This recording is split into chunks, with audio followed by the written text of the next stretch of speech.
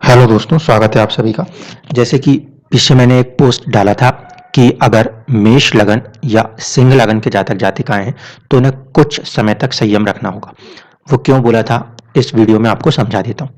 देखिए, अगर आप लोगों का जन्म मेष या सिंह लगन में हुआ है तो आप लोगों को शुरुआत की जो डिग्रियां मिली होंगी वो या तो केतु या फिर शुक्र के आसपास मिली होंगी। यानी कि अगर मैं बात करूं मेष लगन में तो जन्म अश्विनी अश्विनी के साथ साथ भरणी नक्षत्र में हुआ होगा। और अगर सिंह लगन के अंदर बात करें तो मघा और वहां पे पूर्वा फाल्गुनी नक्षत्र में हुआ होगा।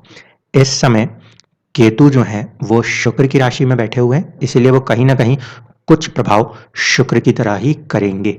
और शुक्र क्योंकि नीच राशिस्थ हैं, इस वजह से मन के अंदर कहीं ना कहीं बेचैनी आपको मिलती सी नजर आएगी। यानी कि आप अभी अंदर से उतने कॉन्फिडेंट नहीं रहेंगे जितना कि रहना चाहिए। ग्रह नीच हो उसके बाद वो नीच भंग करे तो वो एक अच्छी सिचुएशन है, जो कि बुध अब वक्रत्व को खत्म कर चले हैं, इसीलिए धीरे धीरे करके एक नीच भंग जैसी स्थिति उत्पन्न होगी। लेकिन पहली कंडीशन वही है कि ग्रह पहले तो नीच है, उसके बाद नीच भंग होगा। इसीलिए मैंने कहा था जिन भी जातक जातिकाओं का मेष लगन या सिंह लगन है वो थोड़े समय तक संयम रखें। जब शुक्र अपनी खुद की राशि तुला राशि में आ जाएंगे, वहां पे आने के बाद थोड़ा सा आपको एक रिलीफ मिल जाएगा। आज चर्चा करते हैं मेष लगन अगर आपका है तो क्या स्थितियां बनती हैं। देखिए, मेष लगन की कुंडली में सबसे पहले चीज हम चेक करने की कोशिश करते हैं कि प्लैनेट्स की स्ट्रेंथ कितनी चल रही है, क्योंकि आपको जो प्लैनेट की स्ट्रेंथ रहेगी वह हेल्प करेगी समझने में कौन से ग्रह मजबूत कौन से ग्रह कमजोर। अभी की हम स्थिति को देखें तो सूर्य जो है वो थोड़े से वीक चल रहे हैं फॉर द एरीज मेष लगन वालों के लिए। ठीक है, बाकी सभी ग्रहों की जो पोजीशन है वो फुल स्ट्रेंथ लिए हुए है। इसमें अगर देखा जाए तो हमें ये समझ में आता है कि शनि और चंद्रमा चंद्रमा तो क्या है, डेली मूव करते रहते हैं। सबसे ज्यादा पावरफुल इस समय अगर कुछ दिख रहे हैं तो वो शनिदेव दिख रहे हैं। इसका मतलब है कि चीजों में थोड़ी सी जो एक डिले फैक्टर है वो जरूर काम करेगा, इससे इनकार नहीं कर सकते। लेकिन जो मेजर कंसर्न्स हैं उसको ध्यान दीजिए। सूर्य जो है उनका थोड़ा सा स्ट्रेंथ में कम होना, इसका मतलब है कि आप लोग कई बार अपने फिफ्थ हाउस मंत्रणा शक्ति, संतान संबंधी चीज या एजुकेशन संबंधी चीजों में थोड़ा सा डाउन सा महसूस कर रहे होंगे। ऐसे स्थिति में आप सूर्य के मंत्र को यूज कर सकते हैं। ठीक है, इस बात को ध्यान रखिएगा। अब बात करूं कि जिन लोगों का भी मेष लगन का जन्म है उसमें सबसे पहले नक्षत्रों से अगर बात कर लें, जिन लोगों का जन्म केतु के नक्षत्र में है यानी कि अश्विन नक्षत्र में है, वो वैसे तो पॉजिटिव हैं, अपने पार्टनरशिप्स को लेकर काफ़ी ज़्यादा थॉट प्रोसेस उनके दिमाग में कहीं ना कहीं चल रहा होगा। बिजनेस के लिए भी वो पोजीशन प्लेसमेंट अच्छी है, अच्छा काम करेंगे। जिन लोगों का भरणी नक्षत्र है उसमें अभी शुक्र की फॉर्मेशन है, शुक्र छठे भाव में चल रहे हैं, तो कॉम्पिटिटिवनेस को देने की कोशिश करेंगे। लेकिन प्रॉब्लम वही है कि शुक्र अभी खुद नीच राशिस्थ हैं, तो जो उनका पोटेंशियल है सीधे से समझ लीजिए कि पृथ्वी से वो अभी एक काफ़ी दूर अवस्था में बैठे हुए हैं, जिसकी वजह से वो ऊर्जा आपको प्रॉपर पॉजिटिविटी नहीं दे पा रही। इसीलिए कहीं ना कहीं शुक्र का जो नीच राशिस्थ होना है वो आपको थोड़ा सा कुछ समय के लिए डाउन फील करा रहा है। केतु वालों के साथ भी यही हो रहा है। ये दोनों चीजें कुछ समय में ठीक होने लग जाएंगी। बुध के वक्रत्व खत्म होने से पहले होना शुरू हो रही हैं, जो कि कल परसों से होंगी। लेकिन ज्यादा बेहतर सिचुएशन हम कहेंगे आपके शुक्र के राशि परिवर्तन के बाद आएगी। जिन लोगों का जन्म आखिरी आखिरी के नक्षत्र में है यानी कि वो सूर्य के नक्षत्र में आएंगे, कृतिका नक्षत्र में आएंगे। सूर्य का छठे भाव में बैठना कोई ऐसा बुरा नहीं है, लेकिन सबकॉन्शियस माइंड का छठे में आना कहीं ना कहीं थोड़ा सा चुनौतियों को दर्शाता है। और सूर्य का यहाँ पे जो डिग्री वाइज कहीं ना कहीं उसकी स्ट्रेंथ बन रही है या उसका जो एक खुद का शडबल बन रहा है वो कमजोर होने के कारण हम थोड़ा सा यहाँ पे परेशान महसूस कर सकते हैं। इसलिए जितने भी लोगों का मेष लगन है वो पूरे 30 डिग्री तक थोड़ा सा अपने आप को असहज महसूस कर रहे होंगे। जिन लोगों का सूर्य है उन लोगों को आने वाले 15 तारीख के बाद एक पॉजिटिविटी मिल जाएगी। शुक्र वालों को और केतु वालों को भी चीजें ठीक होती हुई नजर आ जाएंगी 15-16 नवंबर के आसपास तक। सॉरी, 15-16 नवंबर कह रहा हूँ, अक्टूबर के आसपास ही सूर्य की मूवमेंट जब आपकी आगे हो जाएगी तो थोड़ी सी पॉजिटिविटी मिलेगी। इवन दो सूर्य नीच राशिस्थ रहेंगे वहां पे, इस बात को नहीं भूला जा सकता, लेकिन नीच भंग हो रहा होगा तो आप लोग फिर भी उस कंडीशन में पॉजिटिवली आगे बढ़ जाएंगे। और वैसे भी मेष लगन जो है वो जाना जाता है अपने पोटेंशियल के लिए, क्योंकि मंगल की पॉजिटिव राशि है वो। पैशन कभी भी नहीं छोड़ता मेष लगन का व्यक्ति, साहस और पराक्रम कभी नहीं छोड़ते। अब देख लीजिए कि दशाओं के ऊपर अगर बात करूं तो दशाओं से पहले बार ग्रहों की स्थिति की बात कर लेता हूं। राहु की स्थिति जो है वो लगन के अंदर है, तो कई सारे ख्यालों के साथ इस समय आप लोग काम कर रहे होंगे। ठीक है, राहु केतु एक्सिस जो है वो पार्टनरशिप्स में कुछ चुनौतियां देती हुई नजर आती है। रोजमर्रा के कार्य जो होते हैं वो 7th हाउस से देखे जाते हैं, वहां पे भी थोड़ी बहुत चुनौतियां देखी जा सकती हैं। इसी के साथ साथ अगर बात करें मंगल की जो प्लेसमेंट है वो 2nd हाउस में है। मंगल की प्लेसमेंट 2nd हाउस में होने से उनका जो एस्पेक्ट है 8th हाउस पे, वो 8th हाउस के ऊपर मंगल की दृष्टि, और कहीं ना कहीं आप ये मान के चलिए कि मंगल अपने भाव को देख रहे हैं, वहां पे कुछ खराब नहीं करेंगे, लेकिन 2nd हाउस में बैठे हुए हैं तो वाणी में थोड़ी सी उग्रता हो सकती है, उसको संयमित करने की जरूरत पड़ेगी। अगर बात करें सूर्य की और बुध की या शुक्र की, ये तीनों ही ग्रह छठे भाव में बैठे हैं, जो कि कॉम्पिटिशन्स के लिए ठीक होंगे, लेकिन कहीं ना कहीं संघर्ष थोड़ा सा बढ़ा हुआ रहेगा। पंचम के स्वामी हो के सूर्य का एक घर आगे आना कोई बुरा नहीं है। ठीक है, शुक्र का 12वें के स्वामी हो के एक घर पीछे जाना, ये थोड़ा सा मैरिज लाइफ और पार्टनरशिप्स के अंदर चैलेंजेस दिखाता है। बुध का अपनी ही राशि में बैठना 3rd और 6th लॉर्ड होकर, ये एक अच्छी कॉम्पिटिटिवनेस देता है। ये तीनों ग्रह एक साथ बैठे हैं तो योग किस तरीके से बन रहे हैं देखिए। सूर्य और बुध से जो योग बनेगा उसमें क्या होगा, आपका जो बुद्धि है 5th हाउस, वो आपको कंपटीशन में सपोर्ट करने के लिए आगे बढ़ चुके। बुध और सूर्य की युति हो रही है, 6th हाउस कंपटीशन है, 5th हाउस बुद्धि है। अपने बुद्धिमानी से आप अपने शत्रुओं को और अपने सर्विस एरिया को काफी हद तक पॉजिटिवली मेंटेन और मैनेज कर सकते हैं।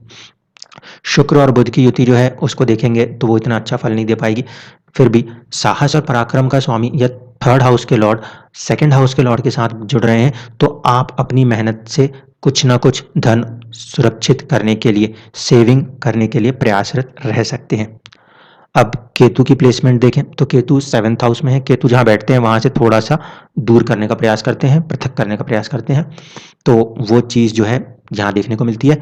पार्टनरशिप्स के अंदर, डे टू डे लाइफ के अंदर मन में किसी बात की व्याकुलता रह सकती है।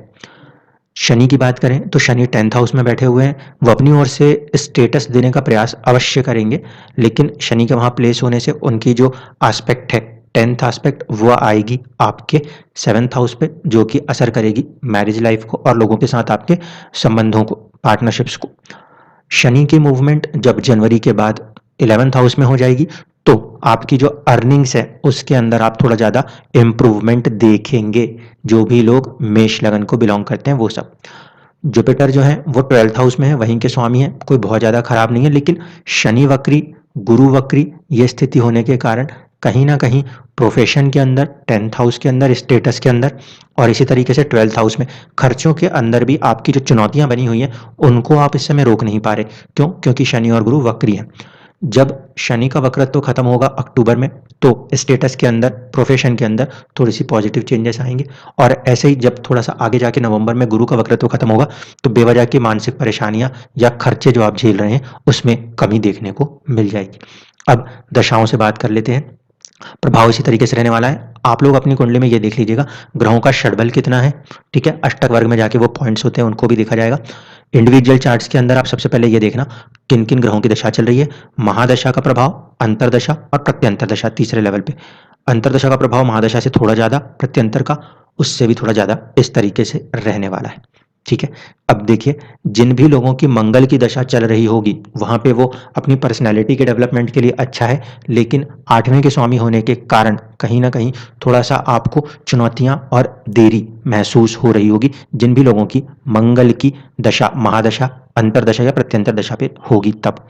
जिन लोगों की शुक्र की दशाएं चल रही होंगी वो शुक्र अभी क्योंकि नीचे राशि से तो थोड़ा सा परेशान होंगे, इसके बावजूद भी जिन लोगों की शुक्र की महादशा, अंतरदशा या प्रत्यंतर दशा चल रही है उन्हें थोड़ा सा सावधानी के साथ कार्य करना चाहिए पार्टनरशिप्स में, और 2nd हाउस यानी कि सेविंग्स को लेकर उनका थॉट प्रोसेस बना रहेगा। लेकिन क्योंकि ये दोनों भाव मार्केशी बना देते हैं शुक्र को, इसलिए अपने स्वास्थ्य पे पूरा ध्यान देते हुए चलना है। इस समय शुक्र नीचे है तो थोड़ा सा प्रॉब्लमेटिक है, राहु केतु एक्सिस के कारण प्रॉब्लम है, लेकिन ओवरऑल कंडीशन में दशा फिर भी पार्टनरशिप्स की तरफ और वेल्थ को बचाने की तरफ, सेविंग्स की तरफ ज्यादा रहेगी, जो भी लोग शुक्र की दशाओं में चल रहे हैं वो लोगों के लिए।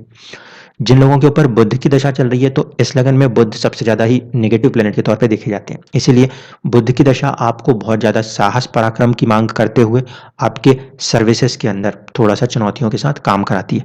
इसीलिए जिन भी जातक-जातिकाओं की बुध की दशा चाहे तो महादशा में, चाहे अंतर्दशा, चाहे प्रत्यंतर दशाओं में चल रही हो, उन्हें थोड़ी-सी चुनौतियाँ ज़रूर मिलेंगी। लेकिन बुध का वक्रत्व खत्म होने के बाद जिन भी लोगों की बुध की दशाएं चल रही हैं, उन्हें कॉम्पिटिशन्स में और सर्विस के अंदर भी अच्छा परफॉर्म करने के चांसेस बनेंगे। लेकिन सर्विस के साइड को छोड़ूं तो ओवरऑल लाइफ के अंदर ये पीरियड जो होता है बुध का, वो थोड़ा सा ज़्यादा चैलेंजेस को बढ़ा के चल रहा होता है। जैसे मंगल डिलेज को बढ़ाता है, वैसे ही बुध चुनौतियों को बढ़ा देता है। ठीक है। इसके बाद अगर बात करें चंद्रमा, तो चंद्रमा का जो मूवमेंट है वो बहुत फास्ट रहता है। ढाई ढाई दिन में उसमें आपके थॉट्स बदलते रहेंगे। सूर्य की बात करें तो जिन लोगों की सूर्य की दशा चल रही है, इस समय एक बात और बता दूं, गुरु से सूर्य जो है वो वेद अवस्था में है। इसीलिए जिन लोगों की महादशा सूर्य की या अंतरदशा या प्रत्यंतर दशा चल रही होगी, अभी सूर्य के फल उनको नहीं मिल रहे होंगे। ये जब सूर्य आगे बढ़ जाएंगे तो उन्हें फल प्राप्त होंगे। सूर्य की जिन लोगों की दशा चल रही है, वो आपके एजुकेशन के अंदर, मंत्रणा शक्तियों में आप दूसरों को गाइडेंस कर रहे हैं, उसके अंदर संतान संबंधी चीज़ों में, इन चीज़ों में आपको रिजल्ट्स मिलने की पूरी संभावना है। सूर्य जैसा ग्रह, और प्रेम की बात करें तो वो थोड़ा-सा डोमिनेटिंग होकर प्रेम की बात करेगा, लेकिन फिर भी 5th हाउस में एजुकेशन, चाइल्ड, इन मैटर्स के लिए आपकी दशाएँ आपको सपोर्ट करती हुई चलेंगी। सूर्य का छठे भाव में बैठना इतना कोई खराब नहीं है, क्योंकि उसकी जो स्ट्रेंथ आ रही है वो थोड़ी-सी कम आ रही है, तो आप कुछ समय के लिए यानी कि 15 तारीख तक के लिए सूर्य के मंत्र को यूज़ कर सकते हैं या उसको जल दे सकते हैं। जिन लोगों की अब बात करें गुरु की दशा चल रही है, तो जिन भी जातक जातिकाओं की गुरु की दशा चल रही है, वो इस समय 12th हाउस में चल रहे हैं। इसलिए वो कहीं न कहीं थोड़ा-सा आपको मानसिक परेशान रख सकते हैं। ठीक है? थोड़ा क्या बल्कि ज़्यादा ही रख सकते हैं। 12th का लॉर्ड 12th में बैठे तो अपने भाव के साथ वो बिल्कुल काम करेंगे। खर्चे बेवजह बढ़े रह सकते हैं। जिन भी जातक जातिकाओं की गुरु की दशा चल रही है, उन्हें यही कहूँगा कि जब आने वाले समय में कहीं न कहीं अप्रैल 2023 में गुरु को एक दिशा बल प्राप्त होगा, तब आपको आपकी किस्मत से भी काफ़ी ज़्यादा सपोर्ट मिलेंगे। ठीक है? लेकिन उसके पहले तक ये जो दशा है, इसमें थोड़ी-सी चुनौतियाँ हैं, इसे आपको क्रॉस करना होगा। जिन लोगों की शनि की दशाएँ चल रही हैं, शनि की दशाओं में क्या होता है कि चीज़ें बहुत जल्दी नहीं मिलती, देरियों से मिलती हैं। इस वजह से जिन भी जातक-जातिकाओं की शनि की महादशा, अंतर्दशा या प्रत्यंतर दशा चल रही हो, उनको खूब ज़्यादा मेहनत करनी पड़ती है।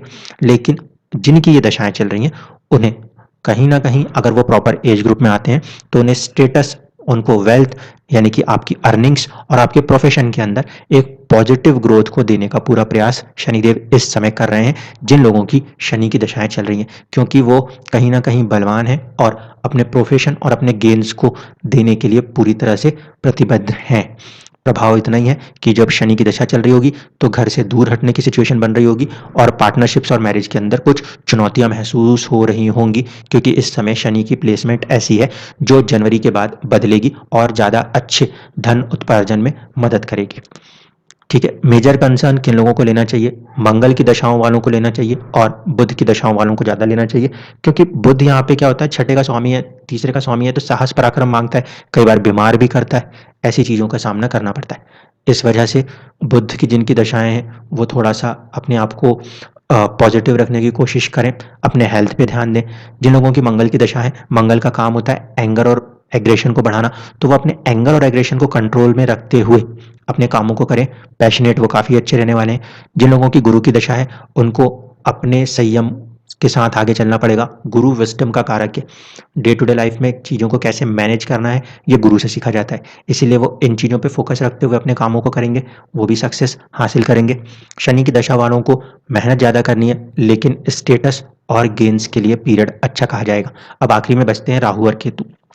जिन लोगों की इस समय राहु की दशा चल रही है, वो थोड़ा-सा ज़्यादा परेशान चल रहे होंगे, क्योंकि राहु बैठे तो लगन में है। चीज़ें तो वो आपके स्वास्थ्य के साथ, आपकी पर्सनैलिटी के साथ कर रहे हैं, लेकिन उनकी मूवमेंट क्योंकि 12th हाउस की तरफ है, इस वजह से मानसिक परेशानियाँ भी 50% राहु की दशा में इस समय काम कर रही हैं। आपके जन्म कुंडली में राहु कहाँ बैठे हैं, उसको देख लीजिएगा। वहाँ पे और उसके एक घर पीछे के हाउस का भी प्रभाव आपको दशाओं के अंदर मिलता हुआ दिखेगा। इस समय अगर राहु की बात करें, तो वो आपके स्वास्थ्य, आपकी पर्सनैलिटी पे प्रभाव कर रहे हैं और थोड़ा-सा आपको कहीं न कहीं जो 12th हाउस है उसकी वजह से खर्चे या मानसिक परेशानियों को भी देती हुई वो दशा चल रही होगी।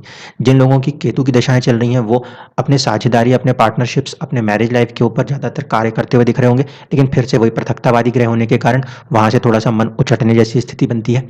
दूसरा, केतु के प्रभाव को भी ऐसे लिया जाएगा कि वो 6th हाउस का भी कुछ प्रभाव दे रहे होंगे, तो आप महसूस कर रहे होंगे कि चीज़ें या परिस्थितियाँ जो हैं वो थोड़ी-सी संघर्षमय हैं। लोगों के साथ बेवजह की कुछ बातें हो जाना, दुश्मनियाँ जैसे स्थिति बन जाना, शत्रु उत्पन्न हो जाना, ये केतु की जिनकी दशाएँ चल रही हैं, उनके साथ भी थोड़ा-सा महसूस हो रहा होगा। तो ओवरऑल मैं बात कहूँ तो जो भी मेष लगन के जातक-जातिकाएँ हैं, शुक्र की मूवमेंट के बाद काफ़ी चीज़ें आपके पक्ष में आएँगी। वैसे क्योंकि फर्स्ट हाउस लॉर्ड मंगल बनते हैं, तो आप अपने साहस और पराक्रम के बल पर हर परिस्थिति को जीतने में सक्षम हैं। इसलिए अपने अंदर की ऊर्जा को, जो कि कुछ समय के लिए, बहुत ज़्यादा लंबे समय के लिए नहीं है, कुछ समय के लिए नेगेटिव हो रही है, उसको ओवरकम कीजिए और आने वाले ही महीने के अंदर ऑलमोस्ट आप खुद को पॉजिटिव महसूस करेंगे। सारी चीज़ें धीरे-धीरे करके आपके पक्ष में बनती चली जाएँगी। धन्यवाद।